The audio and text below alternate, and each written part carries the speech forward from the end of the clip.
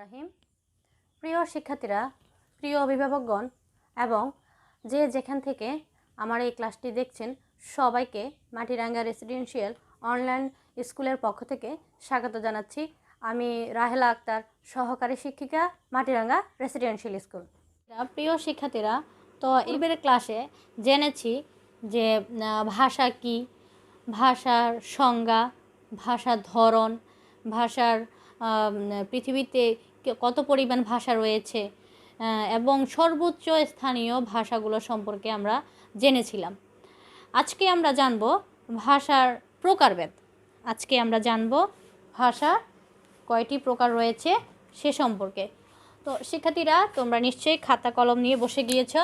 তোমরা তুলে নাও যে আজকের গুরুত্বপূর্ণ টপিকস হচ্ছে ভাষার প্রকারভেদ।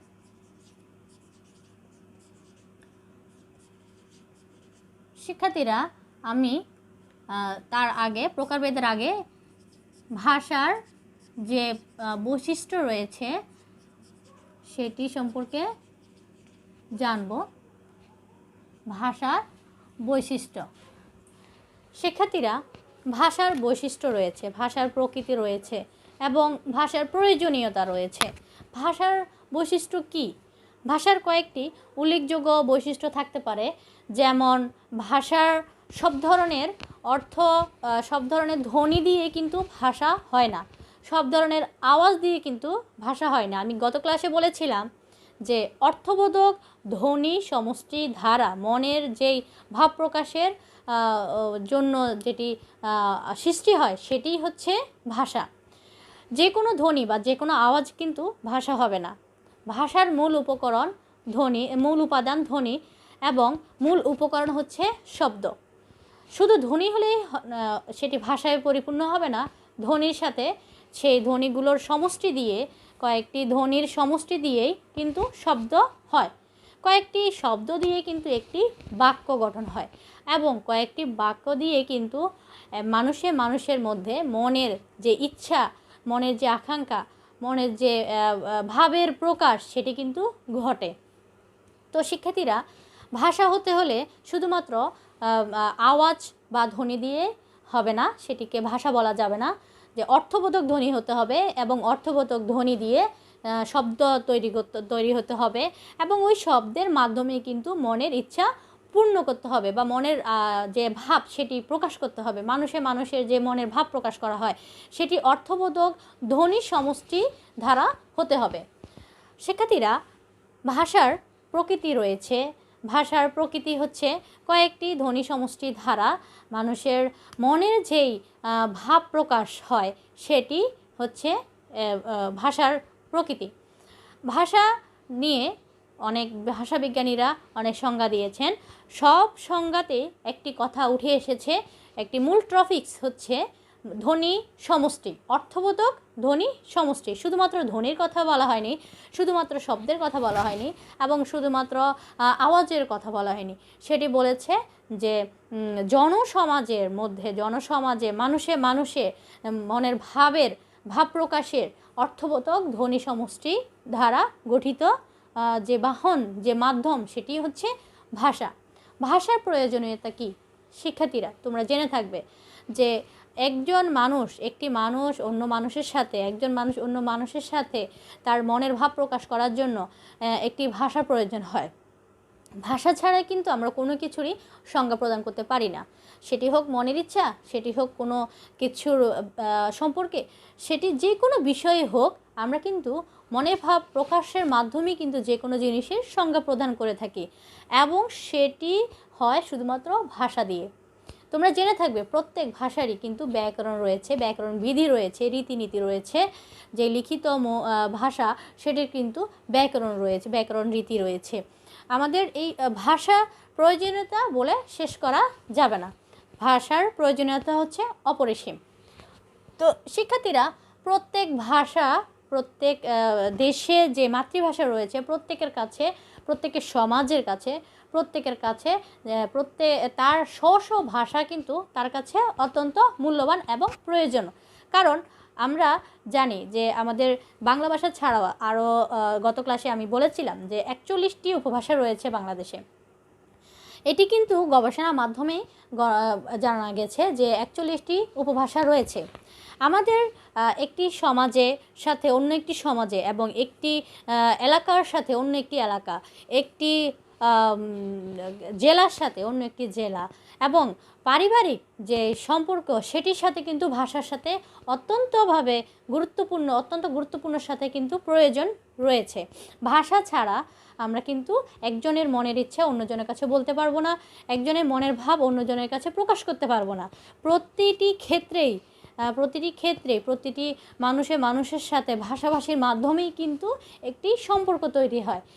একটি দেশ থেকে অন্য দেশে যখন মানুষ গমন করে তখন কিন্তু তাদের যে মাতৃভাষা সেটির পাশাপাশি অন্য ভাষার শিক্ষা গ্রহণ করে শুধুমাত্র মনের ইচ্ছা প্রকাশ করার জন্য, মনের ভাব প্রকাশ করার জন্য, একটি নতুন সমাজের সাথে নিজেকে তাল মিলিয়ে চলার জন্য। এটা কিন্তু প্রতিটি ক্ষেত্রেই নিজের প্রয়োজন থেকে শুরু করে সব কিছুতে কিন্তু ভাষার প্রয়োজনীয়তা অপরিসীম। তো শিক্ষার্থীরা, ভাষার বৈশিষ্ট্য ও প্রয়োজনীয়তা কিন্তু আমি তোমাদেরকে সংক্ষিপ্ত আকারে বলার চেষ্টা করেছি।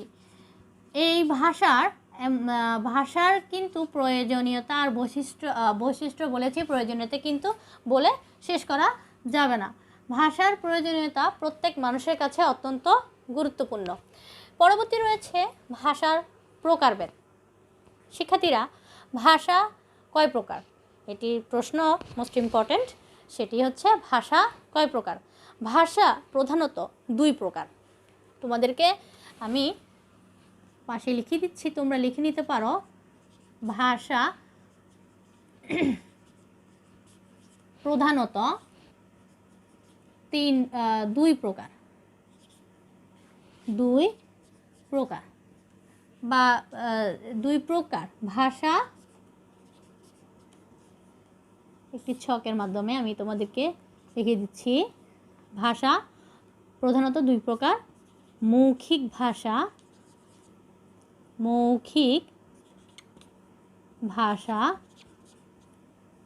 লিখিত ভাষা। মৌখিক ভাষা, লিখিত ভাষা। মৌখিক ভাষা কাকে বলে? মৌখিক ভাষা গত ক্লাসে আমি বলেছিলাম ভাষার ধরনের মধ্যে কিন্তু এটি আছে। মৌখিক ভাষা হচ্ছে যে ভাষা মুখে মুখে ব্যবহার করা হয়, তাই হচ্ছে মৌখিক ভাষা। লিখিত ভাষা, যে ভাষা লেখার মাধ্যমে প্রকাশ করা হয় বা ব্যবহৃত হয়, সেটি হচ্ছে লিখিত ভাষা। এই মৌখিক ভাষা আবার 2 ধরনের। শিক্ষার্থীরা, তোমরা তুলে নিতে পারো। মৌখিক ভাষা হচ্ছে 2 ধরনের।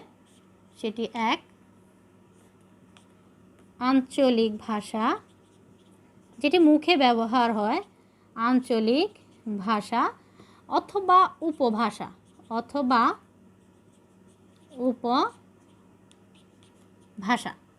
এছাড়াও রয়েছে 2 নম্বর সেটি হচ্ছে চলিত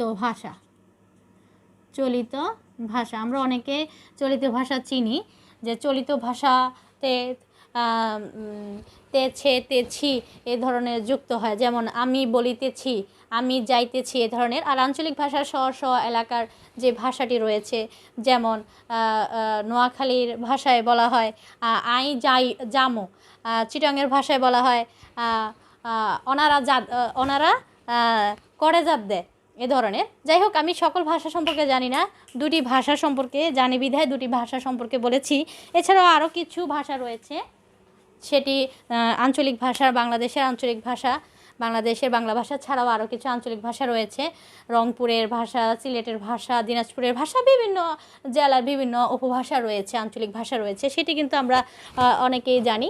তোমরা অনেকের ভাষা, অনেক জেলাতে তোমাদের নিজস্ব যে উপভাষা নিয়ে যে আঞ্চলিক ভাষা রয়েছে, সেটিই হচ্ছে উপভাষা।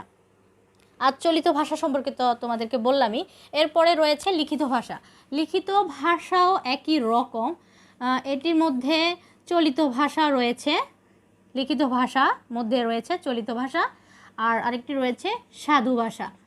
সাধু ভাষা, যা আমরা সচরাচর সবসময় ব্যবহার করি। সাধারণত এক মানুষের সাথে বাংলাদেশের সব স্থানে যে ভাষাটি ব্যবহৃত হয় সেটি হচ্ছে সাধু ভাষা। যেটি আমি বলছি সেটি হচ্ছে তোমাদের সাধু ভাষা। তো শিক্ষার্থীরা, তোমরা ভাষার প্রকারের সম্পর্কে জেনে গিয়েছ। এরপর আমরা জানব বাংলা ভাষার সম্পর্কে, বাংলা ভাষার পরিচয় সম্পর্কে। তোমরা তুলে নাও, বাংলা ভাষা কি? বাংলা ভাষা কি? বাংলা ভাষা কি তোমরা নিশ্চয়ই জানো। বাংলা ভাষা হচ্ছে বাঙালিরা যে ভাষায় কথা বলে তাই হচ্ছে বাংলা ভাষা। এছাড়াও বাংলা ভাষার মধ্যে কয়েকটি বাংলা ভাষা কি এর জন্য যে সংজ্ঞা রয়েছে, মূলত সেটি হচ্ছে যে ভাষায় বাঙালি কথা বলে বা বাঙালি সমাজে যে বাংলা ভাষা নিয়ে কথা বলে সেটি হচ্ছে বাংলা ভাষা। একই কথা বাঙালিরা এবং পশ্চিমবঙ্গের, ইন্ডিয়ার যে পশ্চিমবঙ্গ রয়েছে সেই পশ্চিমবঙ্গের লোকেরা যে ভাষায় কথা বলে সেটি হচ্ছে বাংলা ভাষা। তো এরপরে হচ্ছে বাংলা ভাষার উৎপত্তি। শিক্ষার্থীরা, তোমরা নিশ্চয়ই জানো বাংলা ভাষার উৎপত্তি কখন, উৎপত্তি কাল।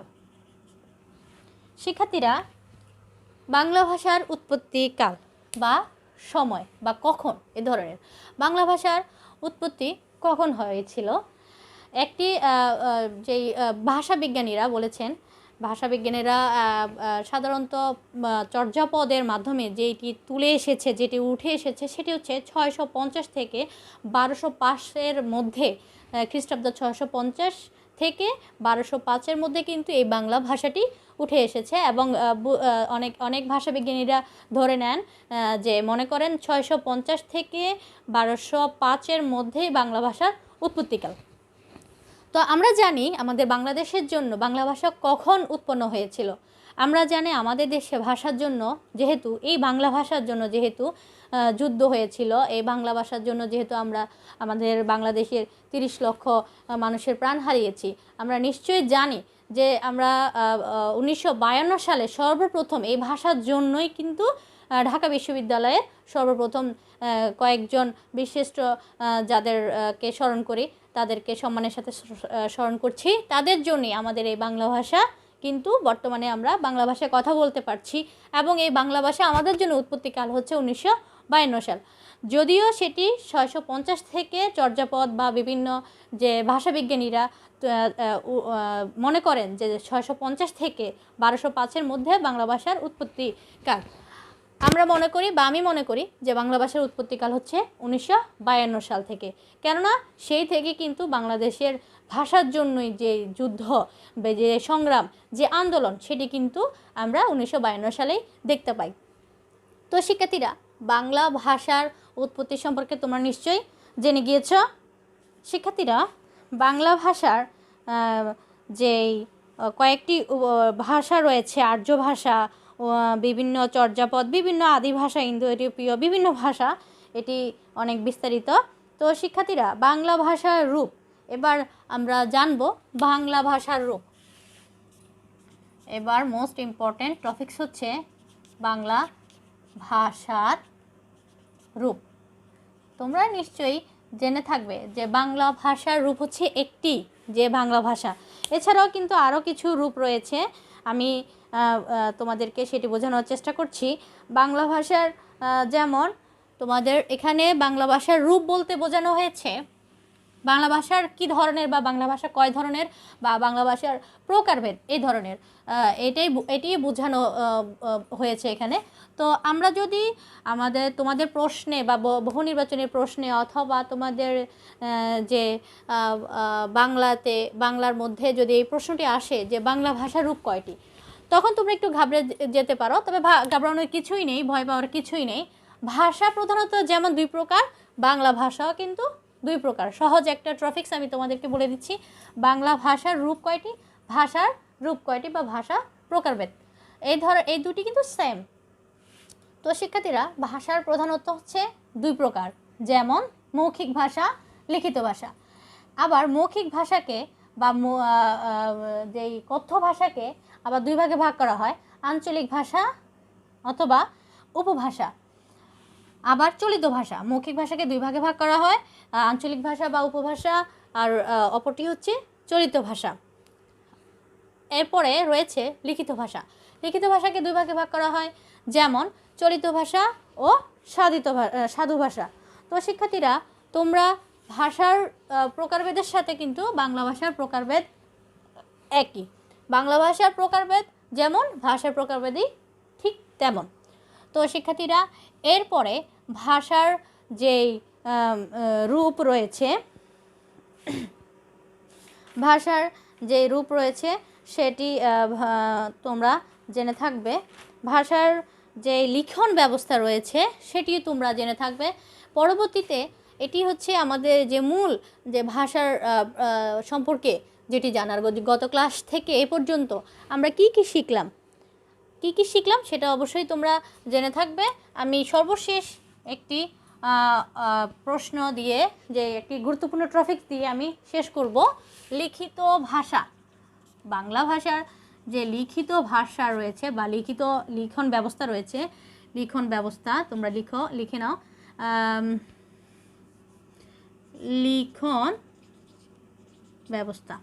লিখন ব্যবস্থাকে বাংলাদেশের বাংলা ভাষা যে লিখন ব্যবস্থা সেটি কয় ধরনের? লিখন ব্যবস্থা বা লিখিত ব্যবস্থা তিন ভাগে ভাগ করা হয়।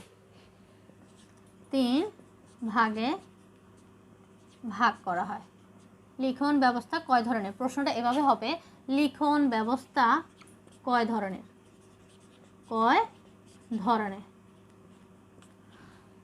তো শিক্ষার্থীরা তোমরা নিশ্চয়ই ভাষা সম্পর্কে, ভাষার প্রকারভেদ সম্পর্কে বুঝতে পেরেছ। এবার হচ্ছে লিখন ব্যবস্থা কয় ধরনের? আমরা লিখন ব্যবস্থাকে প্রথমে নিয়ে নিচ্ছি একটি ছক আকারে। লিখন ব্যবস্থা এটি প্রধানত তিন ধরনের, যেমন আমি ছক আকারে লিখে নিচ্ছি, তোমরা ছক আকারে টুকে নিতে পারো। লিখন ব্যবস্থা হচ্ছে তিন ধরনের। সর্বপ্রথম রয়েছে বর্ণভিত্তিক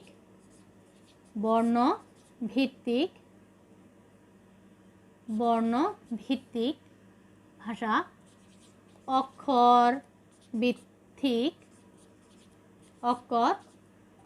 ভিত্তিক, এরপরে রয়েছে ভাবাত্মক।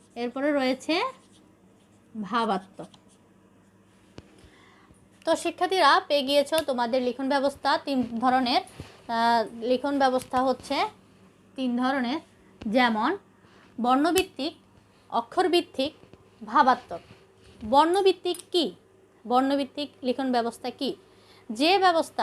যে লিখিত ব্যবস্থায় বর্ণের মাধ্যমে প্রকাশ করা হয় সেটি হচ্ছে লিখন ব্যবস্থা।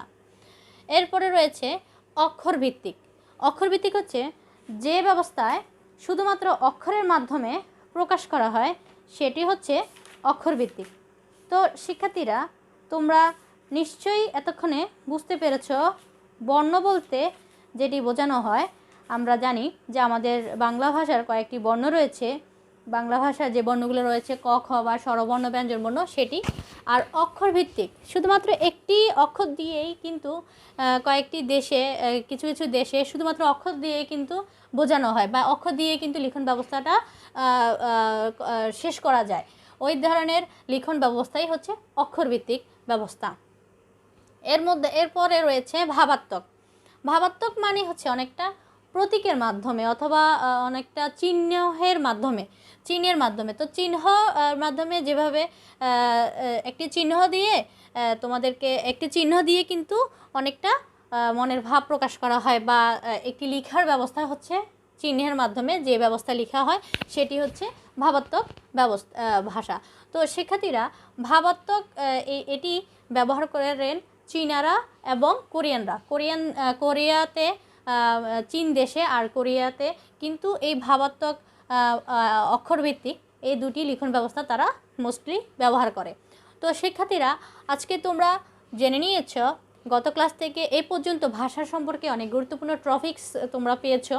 গত ক্লাসে আমরা শিখেছিলাম ভাষা কী, ভাষার সংজ্ঞা, ভাষার ধরন, পৃথিবীতে কী পরিমাণ ভাষা রয়েছে এবং সর্বোচ্চ স্থানীয় ভাষা যেগুলো রয়েছে সেগুলোর সম্পর্কে জেনেছ।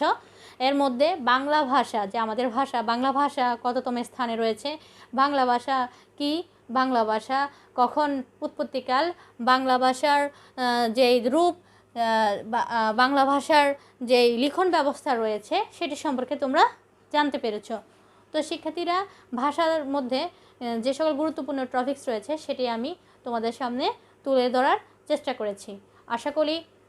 আশা করি তোমরা বুঝছ এবং বাসায় বসে আরেকটু প্র্যাকটিস করলেই তোমাদের যেই আশানুরূপ যেই অষ্টম শ্রেণীর যেই ভবিষ্যতে এবছর শেষে যে তোমরা সেন্টার পরীক্ষা দিবে, যে কেন্দ্রীয় পরীক্ষা দিবে, সেই পরীক্ষাগুলোতে যে আনকমন যে প্রশ্নগুলো আসতে পারে, বহু নির্বাচনী যে প্রশ্নগুলো আসতে পারে, সেটি নিশ্চয়ই তোমরা এখান থেকে অনেকটা পেয়ে যাবে। এই আশা রেখেই আজকের জন্য বিদায় নিচ্ছি। আল্লাহ হাফেজ।